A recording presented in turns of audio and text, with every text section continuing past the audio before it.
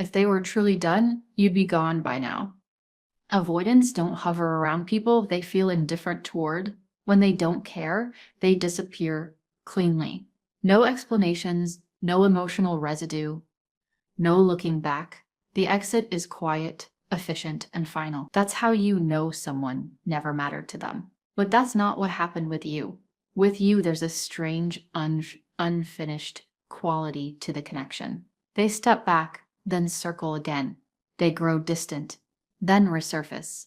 They hesitate, pull away, re-engage, but never fully detach. That pattern isn't mixed signals. It's internal conflict. It's what happens when emotional significance collides with a nervous system that was built to survive by staying unattached. You activate something in them that others didn't, not because you tried harder, loved better, or proved your worth, but because you represent emotional depth and relational permanence. And for an avoidant, depth doesn't feel romantic, it feels dangerous. Depth means being seen, permanence means there's something to lose. Emotional consequence means their usual escape routes start closing. Their system learned long ago that closeness equals vulnerability, and vulnerability equals risk. So when someone comes along who feels like they could matter long term, their instinct isn't to move closer, it's to regulate the fear by creating space. That's why they don't leave you like the others. Leaving you would require certainty, and certainty in this case would mean fully denying the significance they feel. Instead, they hover in the in-between, close enough to not lose you, distant enough to not feel trapped. This isn't because they're unsure of you. It's because they're unsure of themselves in the presence of what you awaken. You reflect a version of intimacy they don't yet know how to hold. So they manage the discomfort the only way they know how, by pacing the connection instead of ending it. Notice the difference with people they don't value. There's no internal debate, no emotional recoil, no returning, but with you, walking away doesn't feel neutral. It feels like loss, like shutting a door that won't reopen. And that's terrifying to someone whose sense of safety has always come from knowing they can leave at any time. You represent a choice that feels irreversible. Not because you demand commitment, but because being with you would change them. It would ask them to outgrow the coping strategies that once kept them safe. So they stay near the edge, close enough to feel you, far enough to breathe. Not because you're replaceable, but because you aren't. The irony is this: the very reason they can't fully choose you yet is the same reason they can't fully let you go. You aren't an option they can casually discard. You are a threshold, and until they're ready to cross it, they linger, suspended between attachment and avoidance, between desire and fear, holding on just tightly enough to not lose what they know they won't easily find again. They don't fear losing you, they fear what choosing you would demand. That distinction matters because it explains everything that feels confusing about their behavior. You aren't just another partner in their life. You aren't interchangeable. You aren't a phase. You are a threshold. Being with you would require a level of emotional consistency they've never sustained, vulnerability they've learned to avoid, and an identity level shift away from self-protection and toward relational responsibility. And for an avoidant, that kind of choice doesn't feel romantic. It feels final. It feels like a door closing behind them, not opening in front of them. Avoidants can date many people casually without freezing. They can enjoy connection when it stays light, undefined, and reversible. As long as there's an emotional exit, their nervous system stays regulated. But when they sense that a connection carries weight, when it feels like this could be it, something changes. Their body reacts before their mind can make sense of it. Commitment conversations suddenly feel heavy, loaded, overwhelming, not because they don't care, but because they care enough to feel the cost. Choosing you wouldn't just add something to their life. It would dismantle the version of themselves that relies on distance to feel safe. That's why they stall instead of step forward. They slow things down. They ask for time. They say they're not ready. These aren't lies. They are confessions of capacity. You activate what many avoidants secretly fear most: the final relationship. Not final in a fairy tale sense, but final in a psychological one. The kind of relationship where patterns can no longer hide, where emotional absence has consequences, where they would have to grow instead of withdraw. You represent an ending to the life they've structured around autonomy without accountability. And because they can feel that, they don't rush to claim you, they test you. Avoidants test permanence before they ever choose it, not in obvious ways, not with cruelty or conscious manipulation, but through subtle withdrawal, distance, silence, inconsistency. They pull back to see what happens, not because they want to hurt you, but because they're trying to answer a question their nervous system doesn't know how to ask directly. Will you disappear, like the others did? Or will you stay without asking me to become more than I am right now? These tests aren't strategic, they're instinctive. An avoidant learned early that closeness leads to pressure, disappointment, or loss of self. So before they attach fully, they need proof that attachment won't cost them everything. They need to know whether you'll demand more than they can give, whether your needs will eventually overwhelm them, whether staying will mean failing you, so they create space and watch how you respond. Here's where the dynamic turns painful. The more emotionally regulated, patient, and understanding you are, the safer they feel postponing commitment. Your maturity becomes their cushion. Your self-control becomes their permission slip. When you don't react dramatically to distance, when you don't threaten to leave, when you calmly hold space, their nervous system relaxes, not into choosing you, but into staying unchosen a little longer. Not because they're indifferent, but because nothing is forcing a decision. You don't demand, you don't chase, you don't collapse. And while that speaks to your emotional health, it also removes urgency. In their mind, you become someone they don't have to decide on yet. Someone stable enough to stay without clarity. Someone strong enough to tolerate ambiguity. And the tragedy is this: the very qualities that make you a secure partner also make it easier for an avoidant to delay the moment of truth. So they linger in the gray, close enough to feel connected, distant enough to avoid transformation. They convince themselves they're being careful, that they're protecting both of you, that they just need more time. But underneath it all is a deeper fear, not of losing you, but of becoming someone new to keep you. Because choosing you would mean letting go of the identity built around emotional self-sufficiency. It would mean risking failure at something that actually matters. That's why they don't step forward cleanly, and it's why they don't walk away either.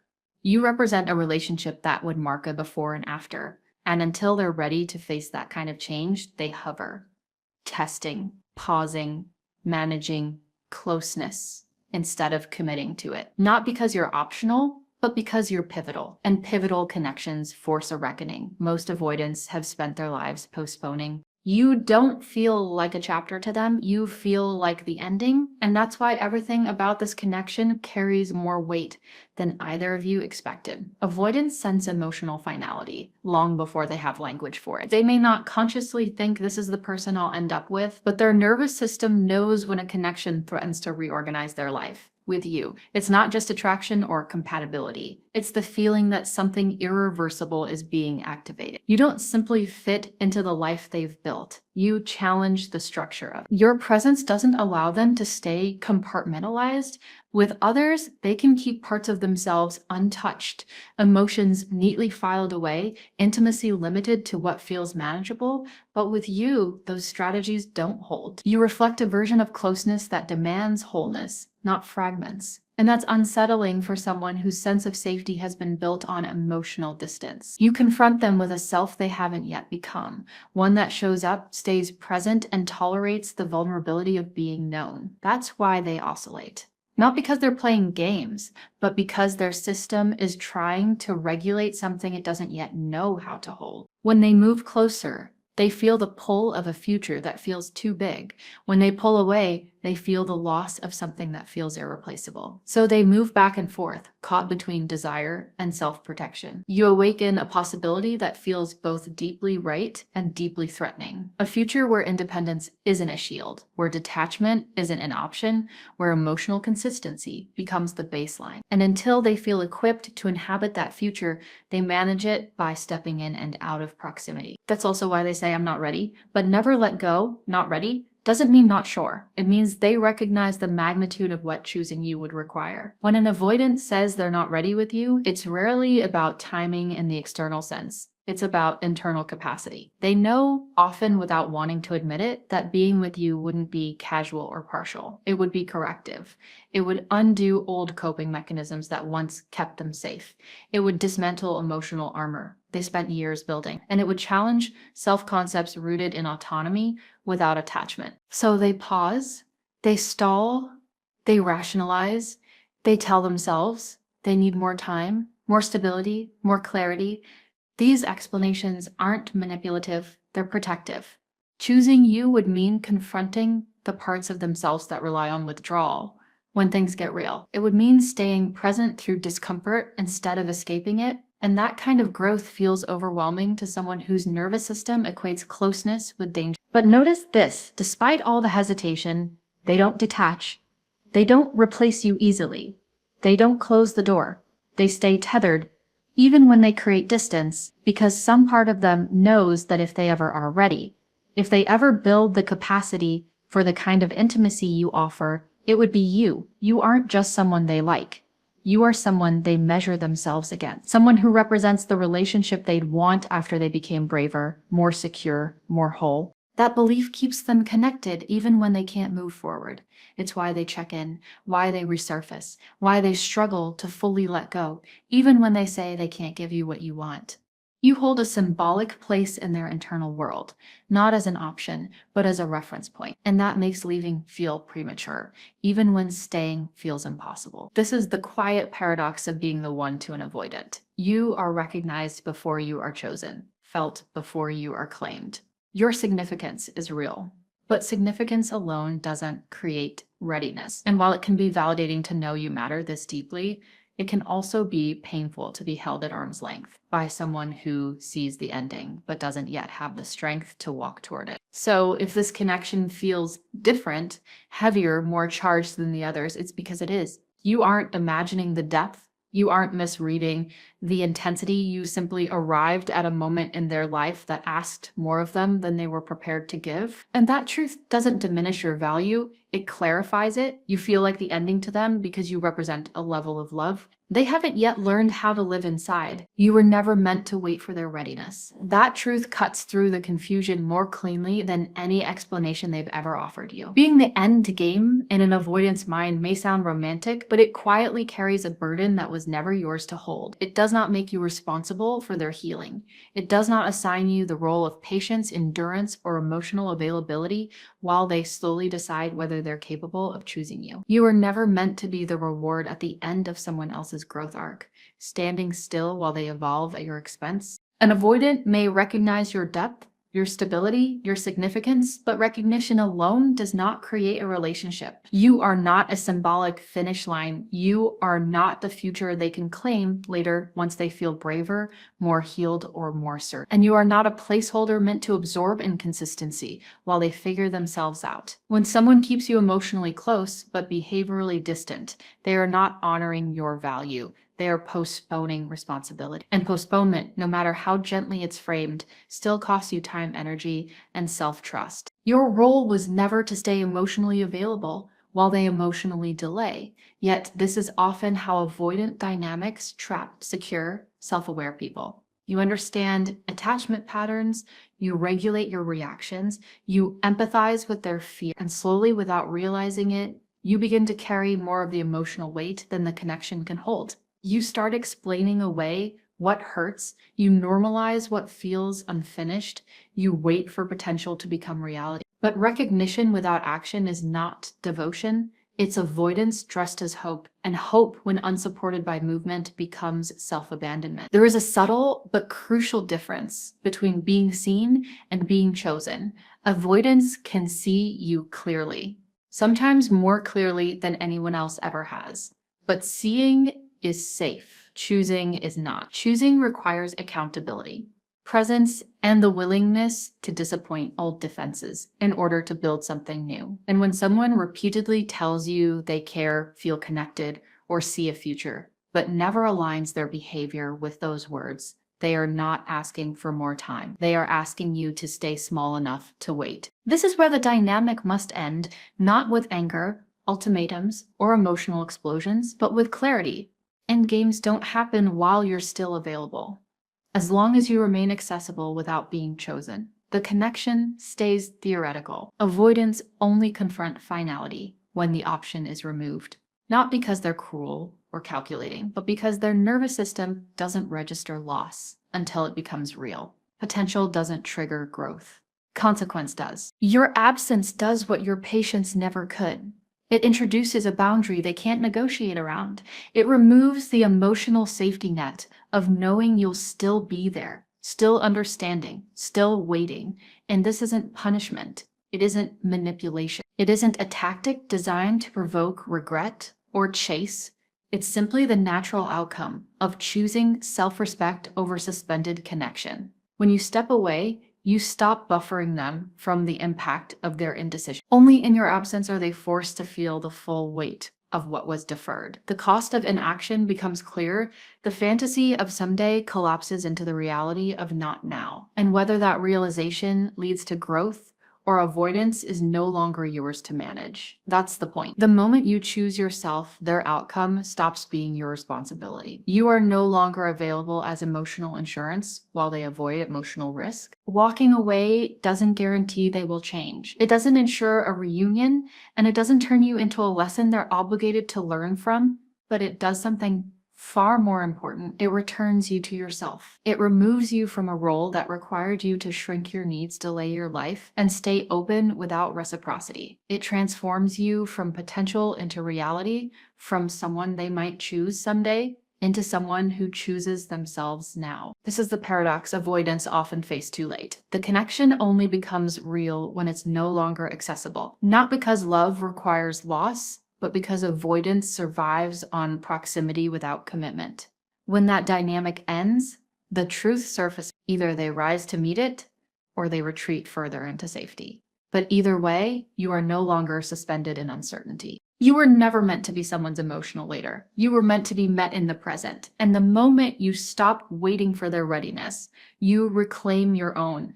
That is the real endgame. Not being chosen after enduring uncertainty, but choosing yourself without needing anyone else to finally catch up. You may be their endgame, but they don't get to decide if you stay. That is the line where clarity replaces confusion and self-respect replaces hope. You didn't imagine the depth of this connection. You didn't project meaning where there was none. The intensity, the recognition, the unspoken gravity between you, it was real. Avoidants don't feel that kind of significance often, and when they do, it leaves a mark on both people. So if part of you sensed that this wasn't casual, that it carried weight, that it felt different from what came before, you weren't wrong. But here's the truth that matters most. Being seen as the final one in someone else's mind does not obligate you to wait for them to become capable of choosing you. And you are not required to pause your life while they wrestle with fear, readiness, or internal limitation. Recognition without follow-through does not entitle anyone to your continued availability,